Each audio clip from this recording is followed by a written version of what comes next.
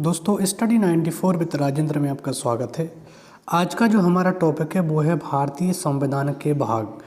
तो दोस्तों सबसे पहले जानेंगे कि भारतीय संविधान होता क्या है। देखिए, भारतीय संविधान एक ऐसी पुस्तक है जिसके अनुसार देश का राष्ट्रपति, उपराष्ट्रपति, प्रधानमंत्री, उसकी मंत्रिपरिषद, लोकसभा, राज्यसभा, सभी राज्यों की विधानसभा, विधान परिषद से लेकर के प्रत्येक ग्राम की ग्राम पंचायत तक उसके अनुसार कार्य करती है। और इसकी रक्षा के लिए सुप्रीम कोर्ट है जो दिल्ली में स्थित है। यानी कि गारंटी देता है कि आपके जितने भी मूल अधिकार हैं उन सब की रक्षा करने का जो दायित्व है वो सुप्रीम कोर्ट के कंधों पर होता है। और दूसरी बात, सुप्रीम कोर्ट सरकार को अपने मनमाने रवैये को अपनाने से भी रोकने के कार्य आती है। तो सबसे पहले जानेंगे कि जो भारतीय संविधान है उसमें मूल रूप से कितने अनुच्छेद थे। तो मूल रूप से उसमें 395 आर्टिकल थे। मूल संविधान में 8 अनुसूचियाँ थीं और कुल मिलाकर 22 भाग थे। लेकिन वर्तमान में बात करें तो ये जो 22 भाग हैं वो बढ़कर के इनकी संख्या 25 हो गई है। 395 अनुच्छेद से लेकर लगभग 470 अनुच्छेद वर्तमान में हो चुके हैं और अनुसूचियाँ आपकी 12 अनुसूचियाँ हो गई हैं। तो भाग की अगर हम बात करें तो जैसे हमारी किताब में चैप्टर होते हैं तो उन चैप्टर के जैसे ही इस संविधान की पुस्तक में भी पार्ट हैं, तो उनको हम भाग बोलेंगे।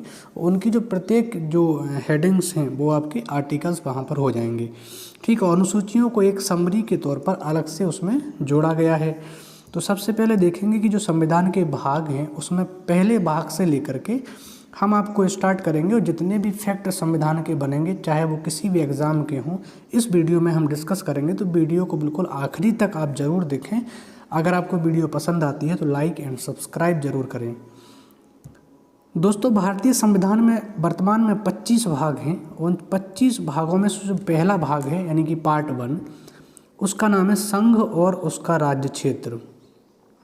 संघ और उसका राज्य क्षेत्र यानी कि इस भाग में जितने भी राज्य हैं, यूनियन टेरिटरी हैं और भी जो क्षेत्र जो बाहर से विजित किए हैं भारत ने, वो सब इसमें आते हैं। संघ एवं राज्य क्षेत्र, इसमें आर्टिकल 1 से 4 तक आता है।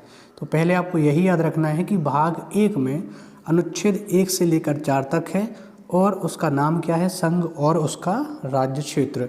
क्योंकि एग्ज़ाम में कभी कभी ये भी आ जाता है कि बताइए कि जो भाग 1 है उसमें कहाँ से कहाँ तक आर्टिकल हैं, 1 से 4 तक। जैसे लेखपाल के पेपर में आया था कि 36 से 51 तक आर्टिकल जो हैं वो क्या हैं, तो भारत के नीति निर्देशक तत्व हैं, DPSP। तो ऐसा भी प्रश्न देखने को मिलता है। अब हम देखेंगे जो आर्टिकल 1 है, आर्टिकल 1 में क्या है, इंडिया यानी कि भारत। ठीक, अब देखो यहाँ पर हमारे देश के 2 नाम हैं, एक इंडिया है और दूसरा नाम भारत है। ठीक, इसके बीच में डिबेट थी कि भारत का नाम इंडिया रखा जाए या फिर अंग्रेज़ों के द्वारा जो भी देन हमें मिली है इंडिया रखा जाए। तो इन दोनों को एक साथ शामिल किया गया, यानी कि इंडिया और भारत दोनों ही हमारे कंट्री के नाम हैं। यानी कि इंडिया यानी भारत राज्यों का एक संघ है और संघ से आपको याद रखना है ये यूनियन है। ठीक, यूनियन, संघ का मतलब एक फेडरेशन भी होता है और एक यूनियन भी होता है। तो भारत जो है हमारा वो एक संघ है यानी कि वो यूनियन है। ठीक, इसके देखो 2 मायने निकलते हैं। भीमराव अंबेडकर के अनुसार इस आर्टिकल के 2 मायने निकलते हैं। एक मायना तो यह है कि जो भारत के राज्य हैं, स्टेट, उन सभी राज्यों को भारत से अलग होने का अधिकार नहीं है। दूसरा मतलब इसका ये निकलता है, दूसरा पार्ट ये निकलता है कि जो भारत है वो राज्यों के बीच में समझौता का परिणाम नहीं है। यानी कि ऐसा नहीं है कि भारत के जो 28 राज्य हैं या जितने भी शुरुआत में राज्य थे उन्होंने मिलकर के आपस में संधि की और तब जाके एक राष्ट्र बना, तो ऐसा नहीं है। यानी कि भारत राज्यों के बीच में संधि का परिणाम नहीं है। भारत को सिर्फ प्रशासनिक सुविधा के लिए उसको 28 राज्यों में बांटा गया है ताकि हम उस पर अच्छे से गवर्न कर पाएँ। जबकि अमेरिका की अगर हम बात करें तो अमेरिका में यूनियन ना होकर के वहाँ पर फेडरलिज्म होता है, यानी कि वो एक फेडरेशन है। यानी कि उसमें क्या होगा कि जो जितने भी उसमें राज्य थे वो राज्य आपस में मिलकर के वो संधि के तहत एक देश बना है, संगठन के तहत एक देश बना है। उनको अलग होने का अधिकार है, ये बात अलग है कि वो अलग नहीं हो पाते हैं।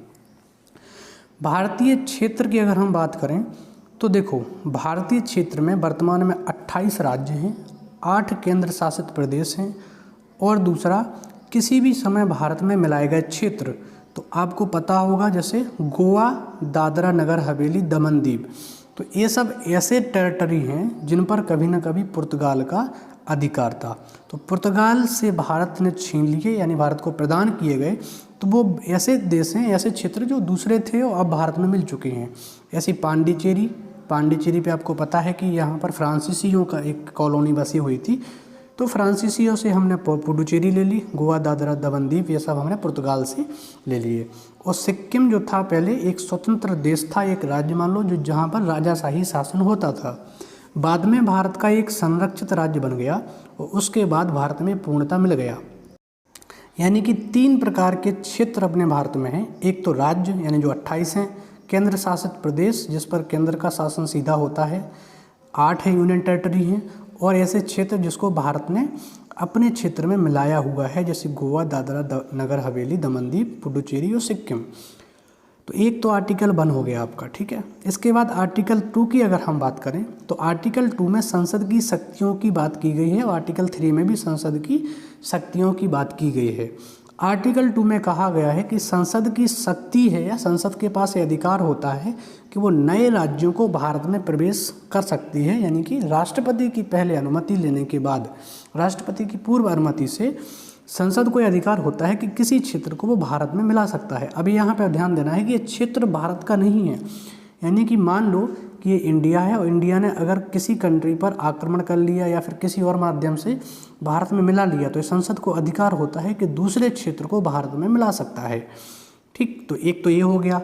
तीसरा होता है कि जो भारत के क्षेत्र होते हैं, यानी कि जो इंडियन टेरिटरी होती हैं, उन्हीं क्षेत्रों के नाम में परिवर्तन, सीमा में परिवर्तन, राज्यों को तोड़ना, जोड़ना, ये सब अधिकार भी किसको होते हैं? संसद के पास होते हैं। लेकिन एक बात याद रखना है कि संसद के पास ऐसा कोई अधिकार नहीं है कि वो भारतीय क्षेत्र को किसी दूसरे देश को दे सके, क्योंकि ये संविधान में ऐसा वर्णित नहीं है और ऐसा करने के लिए पहले संविधान में संशोधन करना पड़ेगा, ठीक। देखो इन 2 चीज़ों से क्या यहाँ पे निष्कर्ष निकलता है, ये बहुत ही अच्छी बात मैं यहाँ पे आपको बताऊँगा कि भारतीय संविधान में भारत की क्षेत्रीय एकता और राज्य के अस्तित्व को गारंटी नहीं दी गई। इसका मतलब ये है कि जब संसद भारत के किसी भी क्षेत्र को तोड़ मरोड़ करके नया बना सकती है, नाम परिवर्तित कर सकती है, क्षेत्र बड़ा और घटा सकती है, तो क्षेत्रीय एकता और राज्य के अस्तित्व की गारंटी नहीं है। यानी कि कोई राज्य जो अभी है वो उसको ख़त्म भी कर सकती है या फिर उसको तोड़कर 2 भागों में भी बांट सकती है। तो भारतीय संविधान में भारत की क्षेत्रीय एकता और राज्य के अस्तित्व को गारंटी यहाँ पर नहीं दी गई है। इसलिए हम भारत को क्या कहा जाता है? भारत को विभक्त राज्यों का अविभक्त संघ कहा जाता है, ये पॉइंट याद रखना है। जबकि अमेरिका की बात करें तो अमेरिका को अविभाजित राज्यों का अविभाजित संघ कहा जाता है। यानी कि भारत में क्या है, राज्य तो बटे हैं लेकिन संघ एक है, संघ नहीं बटा हुआ है। जबकि अमेरिका में इसका उल्टा है, अविभाजित राज्यों का अविभाजित संघ उसको हम बोलते हैं। दोस्तों अगर हम आर्टिकल 4 की बात करें तो आर्टिकल 4 में सिर्फ इतना लिखा हुआ है कि आर्टिकल 2 और आर्टिकल 3 के तहत जितने भी राज्य भारत में मिलाए जाएंगे उनका नाम का सीमांकन या परिसीमन किया जाएगा, वो अनुच्छेद 368 के तहत संविधान संशोधन नहीं माना जाएगा, ये इसमें लिखा है। यानी कि आर्टिकल 2 और 3 के तहत ये भी कार्य किए जाएंगे वो आर्टिकल 368 के दायरे में नहीं आते हैं, सिर्फ इसमें इतना लिखा है।